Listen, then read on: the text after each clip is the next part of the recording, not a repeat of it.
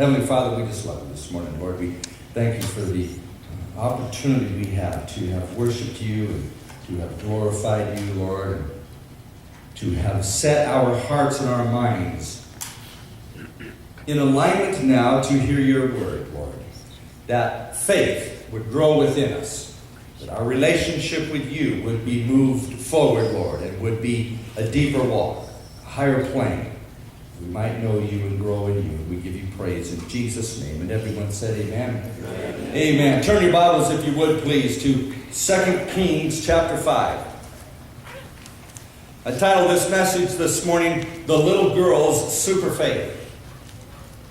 The Little Girl's Super Faith. 2 Kings chapter 5. For me, this story is not about Naaman. And it's not about Elisha. This story, this chapter is about this little girl. Hallelujah. 2 Kings chapter 5, beginning with verse 1. I'm reading from the NIV in a story form this morning. The king of Syria had high admiration for Naaman, the commander-in-chief of his army, for he had led his troops to many glorious victories. So he was a great hero, but he was a leper. Verse 2, bands of Syrians had invaded the land of Israel, and among their captives was a little girl who had been given to Naaman's wife as a maid. Verse 3. One day the little girl said to her mistress, I wish my master would go to see the prophet in Samaria. It would heal him of his leprosy. There is so much in verse 3. And what I want to do this morning is break that down. Let's read that again. One day the little girl said to her mistress, that's to Naaman's wife, who she was a servant of. She waited on Naaman's wife. I wish my master, that's Naaman, would go to see the prophet in Samaria. He would heal him of his leprosy. Let's look at this now. Several points that I want to make. Number one, this little girl. And from this transpires all other things. This little girl knew who she was and was who she was supposed to be. She knew who she was and who she was supposed to be. You see, I perceive that potentially, if we look at history, we know that children were servants. Once they became of age, then they became servants unto adults or unto authority figures, and they would run around and do their little things, and they would even grow up in servant homes. I would perceive, we could surmise by history, that potentially this little girl, we don't know her name, we don't know her family, but looking at anthropology, from an anthropology perspective, potentially she grew up in a servant's household. So her mom and dad were servants. So from a very early age, she learned how to serve. And that was her delight, was to serve. You see, she was captured. The enemy came in and took her away from her family. The enemy came in and took her away from her homeland. The enemy came in and, so to speak, took her as a slave. But you know what? That's who she was. And that's what she loved to be. And that's what she wanted to be. Now, let's make some other ascertaining ideas, potentially, of what's taking place here. I perceive potentially that the Assyrian army coming in and taking this little girl away and giving it to Naaman's wife as a maid was possibly a rescue. I would surmise, if we know the Jews and how the Jews treat one another, that potentially mom and dad and whoever else she was serving potentially was mean to her. I believe what we hear in verse 3 is we hear an incredible delightfulness. We hear a young child loving what she does and loving those to whom she does it for. So much so that we could surmise that potentially it's a rescue from a bad situation that she was in, even in her own homeland. I'm reminded, folks, now listen, Christian people, this is a real lesson for us in understanding a servant's heart. I'm reminded of the episode of MASH.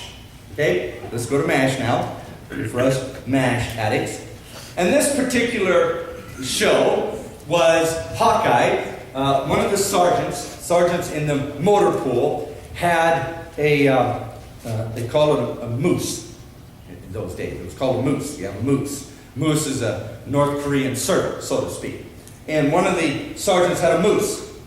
Well, Hawkeye got offended and was upset the way he was treating her, and she was like this sergeant's slave and waiting on him, and so he had his own little servant, right, to clean up after him and do all this stuff. Well, Hawkeye, in his self-righteousness, got upset about that. So they're in a poker game. So he's going to take this guy to the bank, take all of his money away, and then towards the end, the last hand is going to be played for Sing Luk Sue, or whatever her name is, right?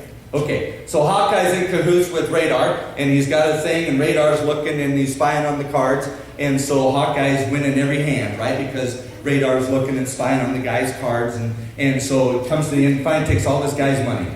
Hawkeye says, okay, there's we'll go one last hand. He says, I don't have any money.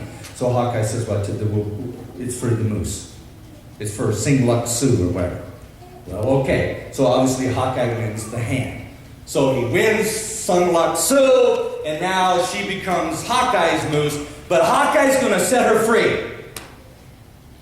So Sing Luk Sue comes into the tent now, and the sergeant says, now here is your thing, whatever, Hawkeye, and okay, and she's all happy, and Hawkeye says, okay, now you're free.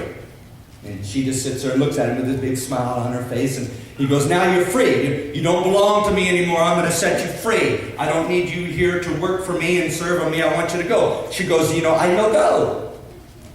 You got a big smile on her face. I no go. No, you don't understand. You're free. I don't want you to serve. You don't have to serve anymore. There's a freedom. And she looks at I no go. And she goes, I have nowhere to go. Where do I go? I no go. I serve you. And Hawkeye's just not getting it. He's not understanding that she wants to serve. It's who she is. His self-righteousness, he can't get past the fact that maybe she enjoys, loves, and wants to be a servant unto someone's needs.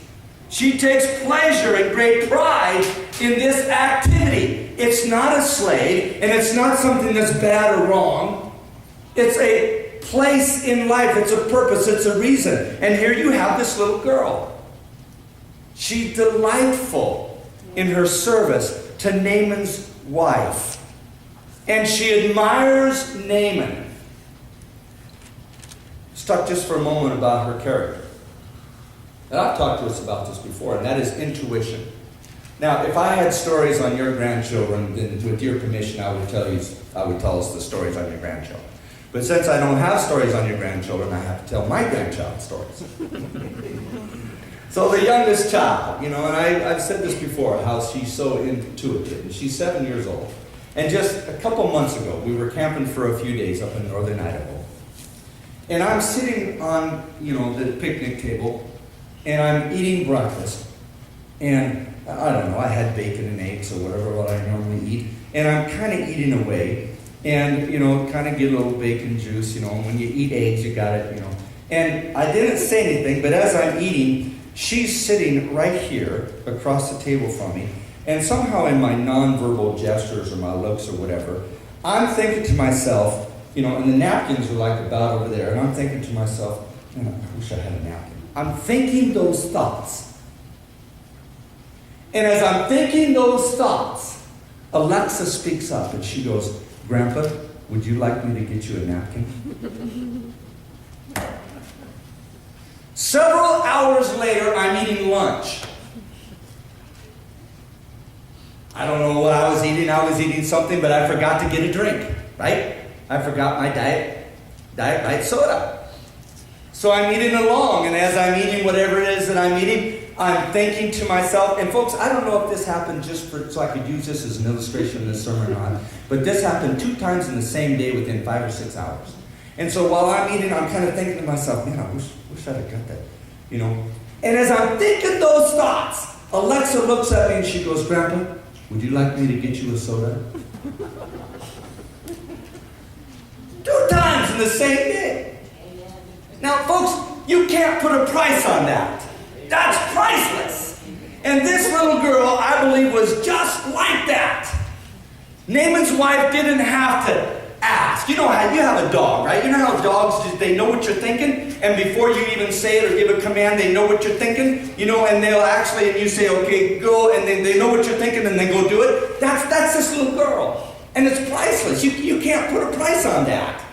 And while Naaman's wife is thinking about it, she's right there by her side, and she goes and she gets it, and she's just such a sweetheart. And she waits on Naaman also, and he's a leper, but she doesn't care because she's serving, and they're kind to her, and they're sweet to her, and they're loving to her. And I would surmise that probably it was a rescue from her own family when the Syrian army grabbed her and gave her to Naaman's wife. I believe it probably was a rescue.